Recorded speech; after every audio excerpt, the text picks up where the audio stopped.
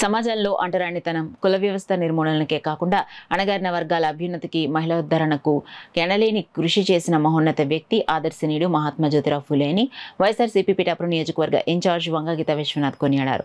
మహాత్మా జ్యోతిరావు ఫూలే 134వ వర్ధంతిని పిఠాపురంలో వైఎస్ఆర్సీపీ ఆధ్వర్యంలో ఘనంగా నిర్వహించారు. సందర్భంగా పిఠాపురం మహారాజా వారి కోట ఆవరణలో ఉన్న వైఎస్ఆర్సీపీ కార్యాలయంలో ఇన్ఛార్జ్ వంగగీత విశ్వనాథ్ ఆధ్వర్యంలో పార్టీ నాయకులు, కార్యకర్తలు జ్యోతిరావు ఫూలే చిత్రపటానికి పూలమాలలు వేసి పుష్పాంజలి ఘటించి నివాళులర్పించారు. ఈ సందర్భంగా వైఎస్ఆర్సీపీ ఇన్ఛార్జ్ వంగగీత విశ్వనాథ్ మీడియాతో మాట్లాడారు. కార్యక్రమంలో గండేపల్లి బాబీ, గండ్రేటి రాము, ఆనాల సుదర్శన్, బత్తుల సాయి, తలసెట్టి వెంకటేశ్వరరావు, పెదపాటి రాజేష్, రావుల మాధవరావు, జ్యోతుల భీముడు, కొత్తందతుడు, ఒలవల భూషణం, బండి దావీదు, జవాది కృష్ణ మాధవరావు, కొత్తపల్లి బుజ్జి, మఠం లోవరాజు, వజ్రపు బాబీ, పితాని కాశీ, మేడిశెట్టి ఉమా తదితరులు పాల్గొన్నారు.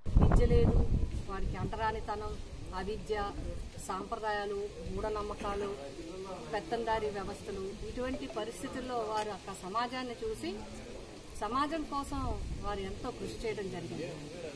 బాబాసాహెబ్ అంబేద్కర్ గారికి కూడా ఆదర్శప్రాయుడు ఎవరంటే బాబా పూలే. మరి బాబా గారి పూలే గారి సతీమణి సావిత్రిబా పూలే, ఆమె మొట్టమొదటి టీచర్.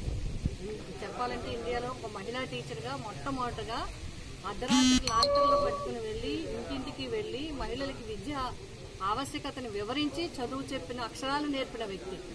ఎన్నో కష్టాలను అనుభవించింది, ఎన్నో బాధలను అనుభవించింది, ఎన్నో ఇబ్బందులను అనుభవించి కూడా వాటిని అధిగమించి ఈ సమాజం వెలుగులోకి తీసుకురావడానికి, ముఖ్యంగా అట్టడుగు వర్గాలు అందరూ కూడా పైకి రావడానికి, ఈరోజు ప్రశ్నించే స్థాయికి, ఈరోజు ఉద్యోగాలు చేసే స్థాయికి, ఈరోజు సమాజంలో అన్ని వర్గాలతో సమానంగా అట్టడుగు వర్గాలు అందరూ రావడానికి అవకాశం ఇచ్చిన వ్యక్తులు వాళ్ళు.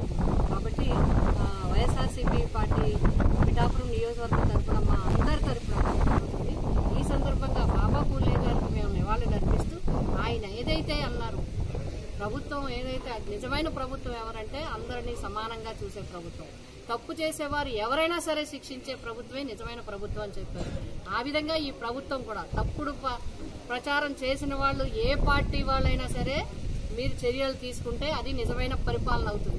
అంతేగాని అన్యాయంగా ప్రతిపక్షానికి చెందిన వ్యక్తుల మీద తప్పుడు కేసులు పెట్టడం అనేది చాలా అన్యాయమైన విషయం. దీన్ని మేము తీవ్రంగా ఖండిస్తూ మరొక్కసారి బాబా పూలే గారికి మా అందరి తరఫున ఘనమైన నివాళులు